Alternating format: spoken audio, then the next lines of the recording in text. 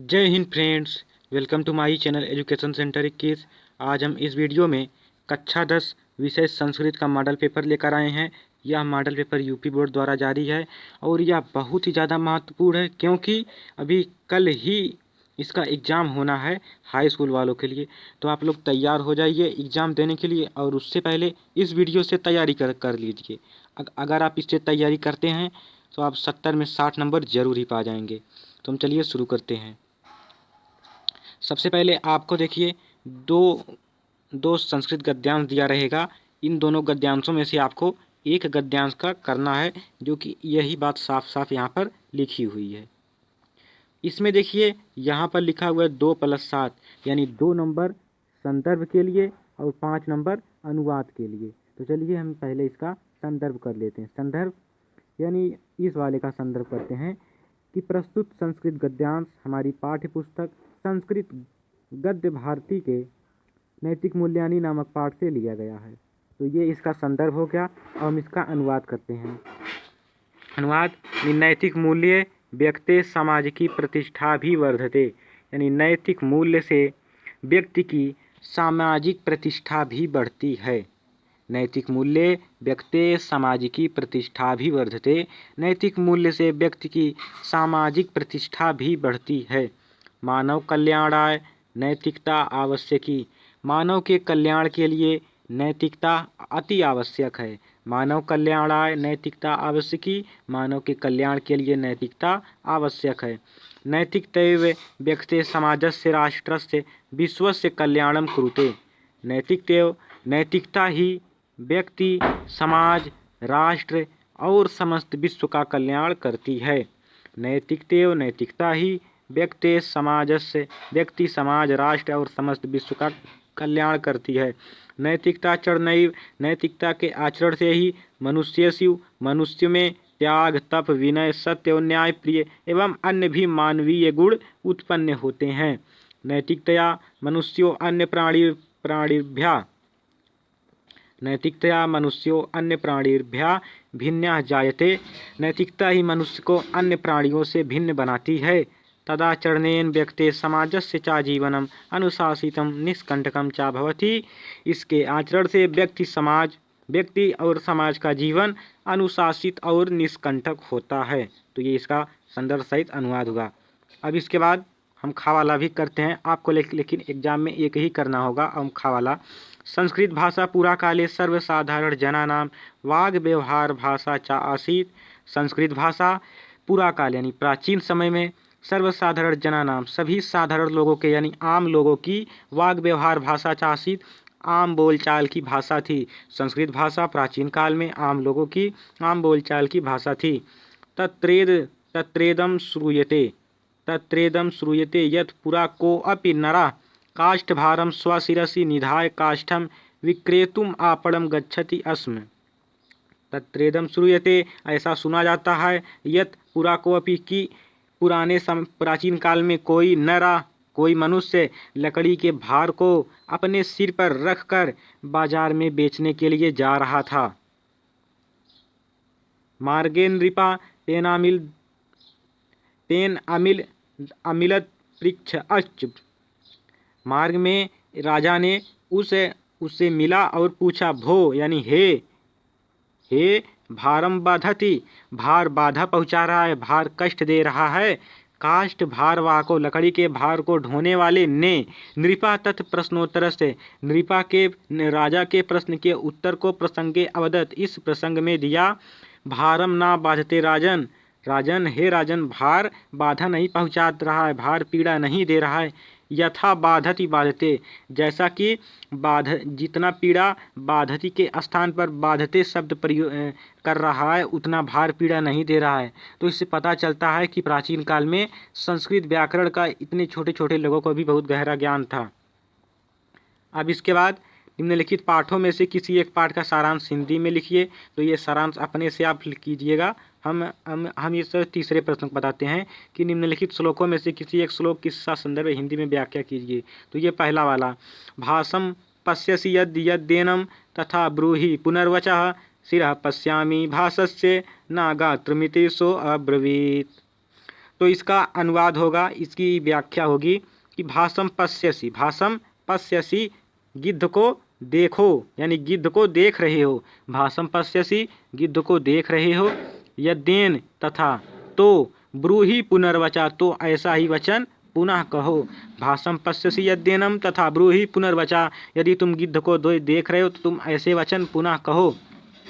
शिरा पश्यामि भासस्य न गात्रमिति सो अब्रवीत।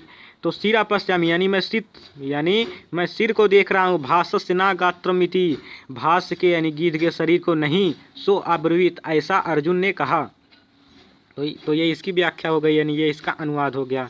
फिर इसके बाद ये है यो ना हरस्यति ना द्वेष्टि ना सोचति ना कांक्षति शुभाशुभ परित्यागी भक्तिमान्या सा मे प्रिया।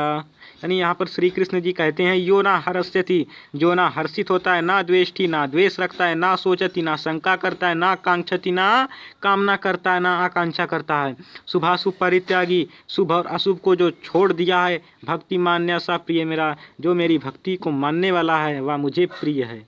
तो ये इसकी व्याख्या हो गई। अब इसके बाद है कि निम्नलिखित सूक्तियों में से किसी एक सूक्त की संदर्भ हिंदी में व्याख्या कीजिए। हम इसे थोड़ा सा जूम करते हैं। आप देखिए, आप लोगों को कुछ अब बड़ा ये जरूर दिखाई दे रहा होगा। तो पहला है कि मूढ़ई पाषाण खंडेषु रत्न संज्ञा विधीयते। जब ये सूक्ति दी रही तो हम पूरे उस श्लोक को याद करके उसका अर्थ लिख देंगे। तो इसका पूरा श्लोक क्या है? पृथिव्याम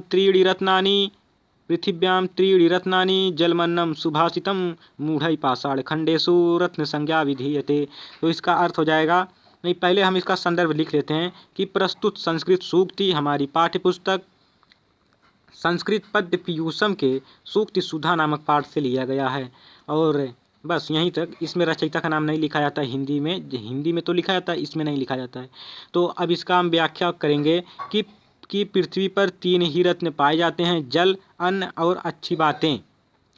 मूर्खों ने पत्थर के टुकड़े को भी रत्न की संज्ञा दिया है। मूढ़ई पाषाण खंडेषु रत्न संज्ञा विधीयते, मूर्खों ने पत्थर के टुकड़े को भी रत्न की संज्ञा दिया है। फिर इसके बाद 5वां है कि निम्नलिखित में से किसी एक श्लोक का अर्थ संस्कृत में लिखिए। तो ये का वाला कि काव्य शास्त्र विनोदेन कालो गच्छति धीमताम व्यसनेन चा मूर्खाणाम निद्रया कलहेन वा। तो इसका अर्थ हमें संस्कृत में लिखना है। अगर हम किसी का भी अर्थ संस्कृत में लिखते हैं तो हमें सबसे पहले इतना लिखना रहता है। क्या लिखना रहता है कि अस्मिन् श्लोके कवि कथयति यत्, अस्मिन् श्लोके कवि कथयति यत्, यानी अस्मिन् श्लोके, इस श्लोक में कवि यह कहता है कि, यहाँ तक हो गया। फिर धीमताम यानी सज्जनों का, यानी सज्जना नाम समयः गच्छति काव्य शास्त्र विनोदेन, यानी सज्जनों का समय काव्य शास्त्र यानी काव्य या शास्त्र को पढ़ने में बीतता है। तो इसका हो जाएगा कि अस्मिन् श्लोके कवि यथेति यत्, कि सज्जना नाम कालः काव्य शास्त्र विनोदेन गच्छति, और मूर्खाणाम काला व्यसने निद्रया कलहेन गच्छति, यानी ये और मूर्खों का समय झगड़ा करने में, सोने में, ये सब में बीतता है। तो इन दोनों में से एक ही करना था। फिर इसके बाद ये 6वां प्रश्न है कि निम्नलिखित में से किसी एक पात्र का चरित्र चित्रण हिंदी में कीजिए, या तो महात्मा गांधी का, या तो जीमूत वाहन का, या तो दीपक का। इसके बाद 7वां प्रश्न है कि निम्नलिखित में से किन्हीं 2 प्रश्नों के उत्तर संस्कृत में दीजिए। पहला है महात्मना कुत्र जन्म लेभे। तो महात्मना गुजरातस्य प्रदेशस्य पोरबंदरे जन्म लेभे, यानी गुजरात राज्य के पोरबंदर में जन्म लिए थे। जीमूत वाहना कस्य पुत्र आसीत। तो जीमूत वाहना जीमूत केतु पुत्र आसीत। सुमेधा कस्य तनया आसीत। तो सुमेधा विनयस्य तनया आसीत। ये इसका है। आपको केवल इसमें 2 ही करना, यह बात का आप ध्यान रखेंगे, ठीक है। इसके बाद आता है प्रश्न नंबर 8। निम्नलिखित में से सही विकल्प चुनकर लिखिए। इक प्रत्याहार के वर्ण हैं। तो एक प्रत्याहार के वर्ण हैं ई उ री री। ई को ई उ री री हैं एक प्रत्याहार के वर्ण। इसके बाद 7वां प्रश्न, निम्नलिखित में से किसी एक वर्ण का उच्चारण स्थान लिखिए। तो ता का उच्चारण स्थान है दंत। का उच्चारण स्थान है कंठ। पा का उच्चारण स्थान है ओष्ठ। और जा का उच्चारण स्थान है तालु। और जा का उच्चारण स्थान है तालु। इसके बाद 9वें का प्रश्न आता है। 9वें का प्रश्न है कि इन चारों में से किसी एक पद का संधि विच्छेद करके संधि का नाम भी लिखना है। तो हरिवंदे, हरिवंदे, हरिवंदे का संधि विच्छेद होगा हरिम धन वंदे, हरिम धन वंदे। इसमें संधि है मो अनुस्वारा, संधि कौन है? मो अनुस्वारा। दूसरा है कुंचित, कुंचित, दूसरा क्या है? कुंचित। तो कुंचित का संधि विच्छेद होगा कुमधन चितः, कुमधन चितः। इसकी संधि है परसवर्ण संधि। कौन संधि है? परसवर्ण संधि। इसके बाद है नमस्ते, नमस्ते यानी नमः धन ते, नमः धन ते, और ये संधि है सस जुसोरु, सस जुसोरु संधि इसमें है। इसके बाद निर्दया, निर्दया में निर्धन दया संधि है, निर्दया में निर्धन दया संधि है, इसमें सस जुसोरु संधि है। ठीक है। और ये नमस्ते में विसर्जनीय रहेगा, नमस्ते में विसर्जनीय संधि रहेगा। ठीक है। तो ये थोड़ी सी गलती हो गई, कोई बात नहीं। हाँ, लेकिन आपको इन चारों में से केवल एक ही करना था। अब खा वाला है कि सही विकल्प चुन कर लिखिए। कबीरा गता में संधि है, तो कबीरा गता में सस जुसोरु संधि है, कबीरा गता में सस जुसोरु संधि है। के बाद 10 के का कि निम्नलिखित में से किसी एक शब्द का रूप लिखिए, किसी एक शब्द का रूप लिखिए। इन तीनों में से आपको एक ही लिखना है। राजन का तृतीया विभक्ति एक वचन, तो राजन का तृतीया विभक्ति एक वचन क्या हो जाएगा? राजन का तृतीया विभक्ति एक वचन राज्ञा हो जाएगा। क्या हो जाएगा? राज्ञा। और नदी का चतुर्थी विभक्ति एक वचन, नदी का चतुर्थी विभक्ति एक वचन नद्यई हो जाएगा। क्या हो जाएगा? नद्यई। और मनस का पंचमी विभक्ति बहुवचन, मनस का जब पंचमी विभक्ति है तो देखिए पंचमी में भ्याम भ्याम भ्याम, तो ये हो जाएगा मनोभ्याम। इन तीनों में से आपको एक ही करना था। ठीक है। फिर इसके बाद है चौथा, निम्नलिखित शब्दों में से सही विकल्प चुनकर लिखिए। वारिड़े पद किस विभक्ति एवं किस वचन का रूप है? वारिड़े किस विभक्ति एवं किस वचन का रूप है? तो ये दूसरा वाला सही, चतुर्थी विभक्ति एक वचन का। कौन? चतुर्थी विभक्ति एक वचन का ये है। ठीक है। अब इसके बाद हम अगले प्रश्न की तरफ बढ़ते हैं। तो अगला प्रश्न क्या है कि निम्नलिखित में से एक धातु का रूप निर्देशानुसार लिखिए। अगर आपको इस पेपर की ज़रूरत है तो हम इसका लिंक डिस्क्रिप्शन में दे रहे हैं, आप इसे वहाँ से भी डाउनलोड कर सकते हैं। ठीक है। तो भू धातु का लोट लकार मध्यम पुरुष एक वचन, भू धातु का लोट लकार मध्यम पुरुष एक वचन, तो इसका हो जाएगा भव, या आप लिखेंगे भव या आप लिखेंगे भवतात, ये दोनों एक ही है। इसके बाद अस्था, लट लकार प्रथम पुरुष द्विवचन, अस्था धातु का लट लकार प्रथम पुरुष द्विवचन हो जाएगा तिष्ठताः। क्या हो जाएगा? तिष्ठताः। इसके बाद दा परम असमय पद लंग लकार उत्तम पुरुष एक वचन का धातु रूप हो जाएगा अददाम। क्या हो जाएगा? अददाम। इन तीनों में से आपको एक ही करना, ये बात आपको ध्यान रखना है। फिर नयामी रूप है, नयामी रूप है यानी नयामी किसका रूप है? तो नयामी जो है लट लकार उत्तम पुरुष एक वचन का है। कौन? लट लकार एक वचन उत्तम पुरुष, यानी ये दूसरा वाला सही है, ये दूसरा वाला आपका सही है। इसके बाद हम 12वां प्रश्न की तरफ बढ़ते हैं। 12वां प्रश्न है कि निम्नलिखित समस्त पदों में से किसी एक पद का समास विग्रह कीजिए। उपगंगम, उपगंगम क्या हो जाएगा? गंगाया समीपम, उपगंगम का समास विग्रह गंगाया समीपम। और त्रिभुवनम त्रयाणाम भुवनानाम समाहारा, त्रिभुवनम का समास विग्रह त्रयाणाम भुवनानाम समाहारा। इसके बाद प्रतिदिनम में समास है, प्रतिदिनम में कौन समास है? तो प्रतिदिनम में अव्ययी भाव समास है, इसमें दूसरा वाला सही हो जाएगा, क्योंकि दिनम दिनम प्रति, जहाँ पर दिनम दिनम प्रति वहाँ पर अव्ययी भाव समास। फिर इसमें दो पदों में निर्देशानुसार विभक्ति का नाम लिखना है, इसमें विभक्ति का नाम लिखना है। तो अहम रामम पश्यामि, अहम रामम पश्यामि, मैं राम को देखता हूँ, तो ये है द्वितीया विभक्ति। सा नेत्राभ्याम पश्यति, वह अपने नेत्रों से देखता है, तो इसमें हो जाएगा पंचमी विभक्ति, क्योंकि यहाँ पर भ्याम भ्याम भ्याम है। और गा वाला वृक्षात पत्राणि सतंती, वृक्षात पत्राणि पतंती यानी वृक्ष से पत्ते गिरते हैं, तो इसमें हो जाएगा 13 का गा वाले में, 13 के गा वाले में हो जाएगा, 13 के गा में पंचमी विभक्ति। ठीक है। और ये बालका विद्यालय पठत यानी बालक विद्यालय में पढ़ते हैं, विद्यालय है यहाँ पर, विद्यालय है। बालका विद्यालय पठति यानी बालक विद्यालय में पढ़ते हैं, तो यहाँ पर हो जाएगी सप्तमी विभक्ति। ठीक है।